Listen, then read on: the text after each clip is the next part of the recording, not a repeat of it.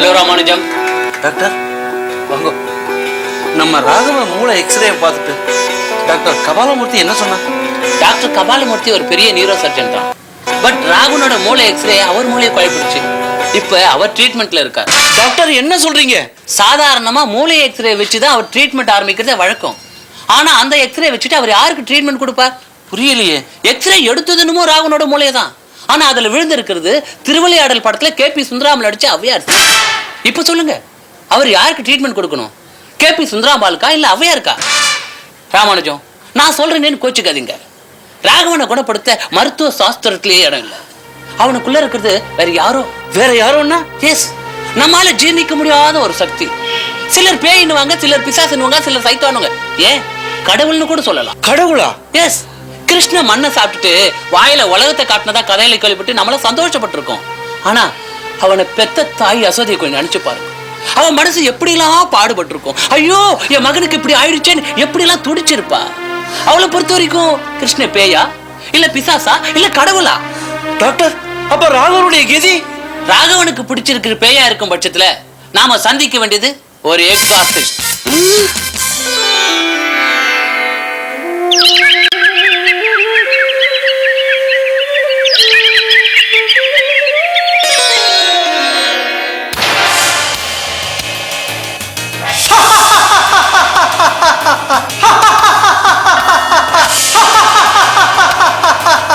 பூச்சி, சிரிச்சது போதும்.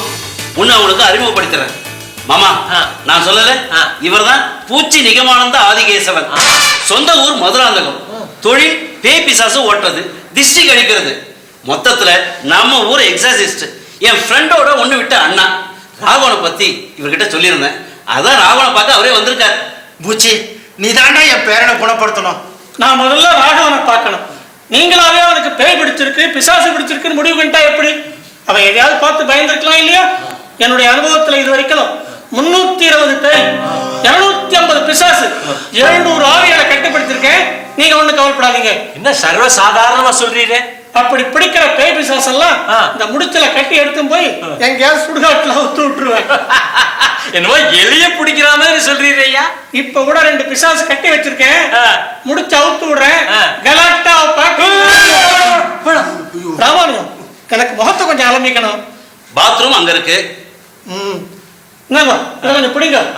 கீழே வச்சுங்க.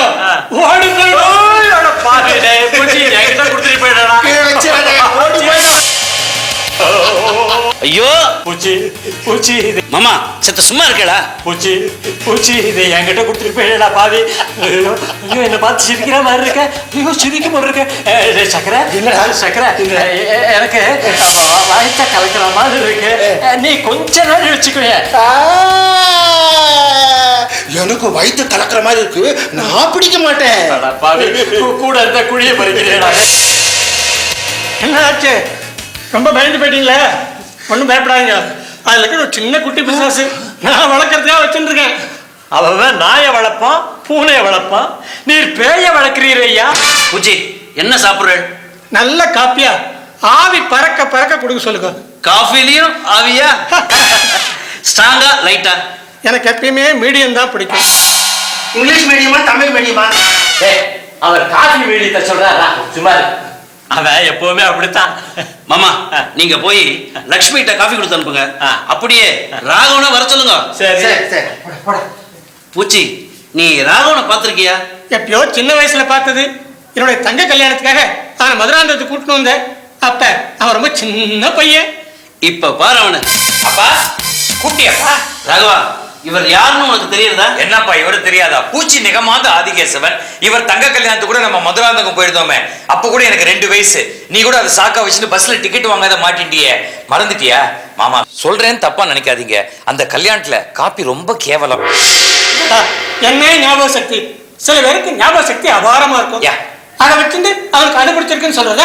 எது மாமா? அது ஒண்ணு இல்லடா கண்ணா. அது இல்லையே, நான் அதுவும் நினைச்சு ரொம்ப பயந்து போயிட்டேன். ராகவா, என்ன படிச்சிருக்கேன்? BA ஃபர்ஸ்ட் இயர் வரைக்கும் படிச்சேன். MSc டிகிரி சர்டிபிகேட் கையில வச்சேன். ராகவா, சாமி ஸ்லோகம்லாம் தெரியுமா இல்லையா? ஓ, விஷ்ணு சகஸ்ரநாமம் தலைகீழ சொல்லுவேனே, வேஷ்டி மடிச்சு கட்டிட்டு. அடாடா, என்னமா பதில் சொல்றான்? இதை வச்சு அவனுக்கு அது பிடிச்சிருக்குன்னு சொல்றதா? எது மாமா? அது ஒண்ணு இல்லடா கண்ணா, உங்க அப்பனுக்கு பைத்தியம். அப்பாவுக்கு பைத்தியமா? அதான் 2 நாள் அப்பாவுக்கு தாத்தா ஜாட இருக்கா. அப்பா நீ எதையோ ரொம்ப கிட்டக்க பார்த்து பயந்துருக்கப்பா. நீ அம்மாவை பாத்தியா?